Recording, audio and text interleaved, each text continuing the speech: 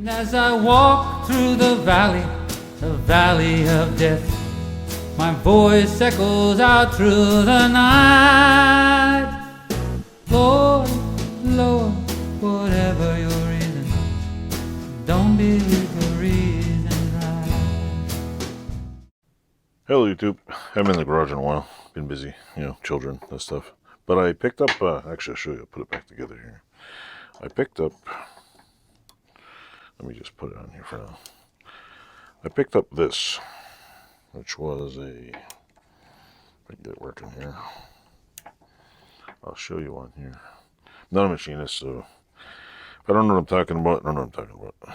But yeah, I picked up this gadget. See right here? I picked up this Starrett, I think it's what, a 357 magnetic block. Got a little surface rust.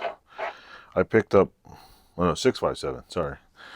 This one, and I already have this one. So this one has none. This one apparently has a very new, I looked online, this is a rather expensive gadget. And then there's this one which has none. I'm guessing you can put them on the side too. And this one, which appears to be intact. This one was like 30 bucks. This one was like 20 bucks. And this one, I think it was like $7 for the goddamn thing.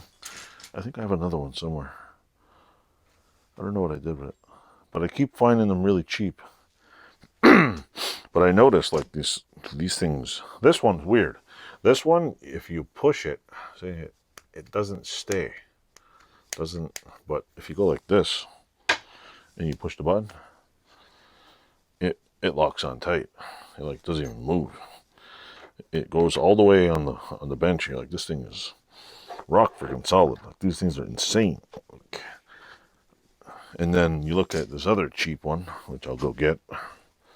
And I go to this antique mall in Vermont, and it's just, I don't know, it's almost like they fall out of the sky, these things. In fact, the last time I went to my appointment, doctor's appointment, River Junction, is when I got the last two. This one, on the other hand, the cheap Harbor Freight job here, which, if I turn the knob here, look at this. I can go like this, and which is probably okay for holding a camera. But this one, I can't even lift it up. This one I could lift it with one arm. Of course, I better put that over there before I break it. This one, see, it takes. That's got some. I don't want to break this, but it's insane. These things, they're like some strong ass magnet. I mean, look at this though. The size of this, you would think. Come on, now, like come on, Harbor Freight. The size of it, you would think this, can hold a car down, but apparently not. These suckers. I mean, no wonder why they're like $200 brand new. I think they're used on. You find them on eBay used for like, I don't know, anywhere from like 30 to 60 bucks. And it's astronomically mind-boggling how much shit this can hold. I mean, I could probably put this on my ceiling and probably never break. Like put a steel plate up there and hold lighting with it.